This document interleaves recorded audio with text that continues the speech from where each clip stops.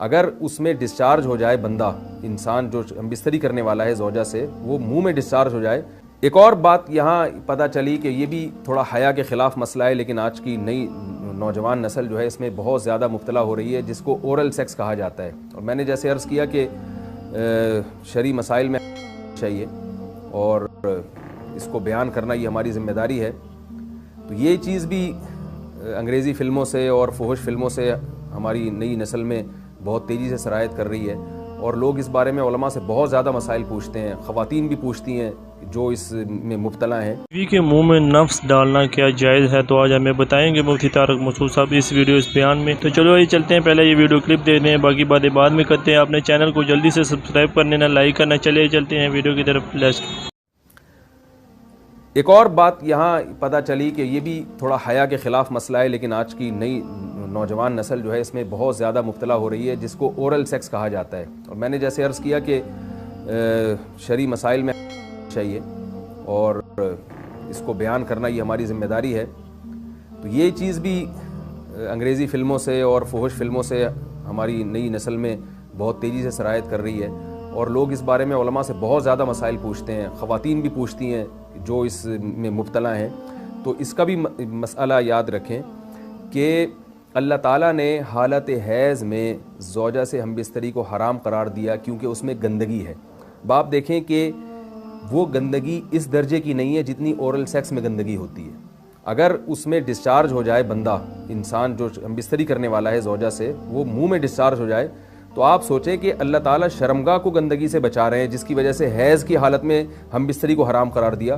تو منہ جس سے انسان کھانا کھاتا ہے، جس سے کلمہ پڑھتا ہے، اور جو انسان کے جسم میں سب سے اشرف عضو ہے، سب سے زیادہ معزز اور مکرم عضو ہے، اس میں ایسی گندگی کو ڈالنا کہاں سے جائز ہو سکتا ہے، کہاں سے حلال ہو سکتا ہے؟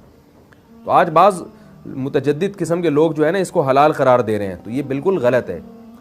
تو یہ بات خوب ذہن میں رکھیں کہ اورل سیکس کے ذریعے اپنی خواہش کو پورا کرنا اس طور پر کہ ڈسچارج ہو جائے انسان عورت کے منہ میں، بیوی کے منہ میں، یہ بالکل حرام ہے، بالکل ناجائز ہے، کیونکہ منی ایک غلیظ اور ناپاک اور گندگی ہے اور ناپاک اور نجس چیز ہے۔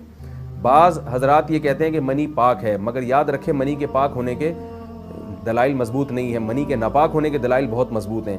سب سے پہلی دلیل قرآن مجید میں آتا ہے الم نخلقکم من ماء مہین، ہم نے تمہیں غلیظ اور پلید پانی سے پیدا کیا، ذلیل پانی سے پیدا کیا ہے۔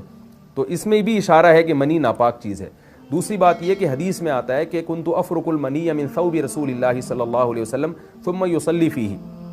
حضرت عائشہ رضی اللہ تعالیٰ عنہ فرماتی ہیں کہ رسول اللہ صلی اللہ علیہ وسلم کے کپڑوں پر اگر منی لگی ہوتی تھی، صحیح بخاری کی حدیث ہے، میں اس کو کھرچ کے صاف کرتی تھی، پھر آپ صلی اللہ علیہ وسلم اس میں نماز پڑھا کرتے تھے۔ اب بعض حضرات نے یہاں سے استدلال کیا ہے کہ منی اگر ناپاک ہوتی تو حضرت عائشہ اس کو دھوتی، کھرچ کے صاف کرنا اس کی علامت ہے کہ منی پاک ہے، لیکن یہ بات غلط ہے۔ اگر منی پاک ہوتی تو حضرت عائشہ کو کھرچنے کی ضرورت نہیں تھی۔ بات یہ ہے کہ وہ نجاست جس کا ایک باقاعدی جسم ہوتا ہے اور وہ کھرچ کے جسم سے یا کپڑوں سے الگ ہو سکتی ہے، تو اس نجاست کو پاک کرنے کا طریقہ یہ ہے کہ اس کو کھرچ دیا جائے۔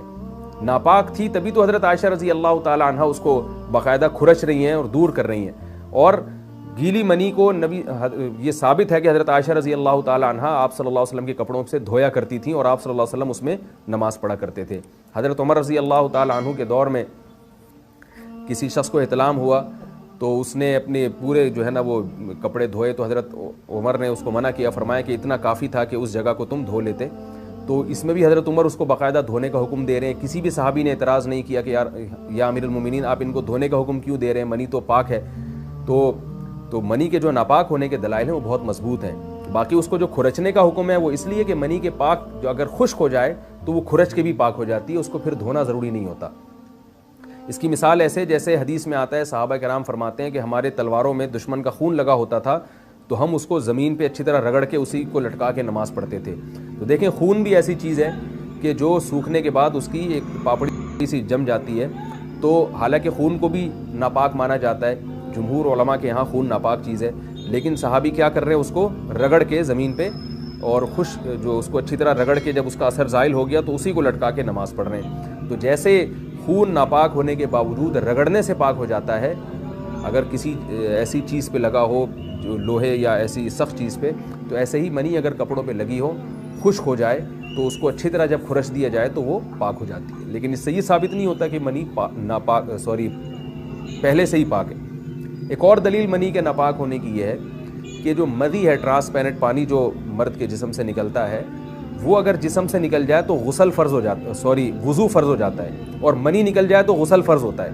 اب یہ کیسی بات ہے کہ مدی کے نکلنے سے جس سے وضو فرض ہو رہا ہے وہ تو ناپاک ہے، اور منی نکلنے سے جب غسل فرض ہو رہا ہے بڑی والی طہارت، اس کو ہم پاک قرار دیں۔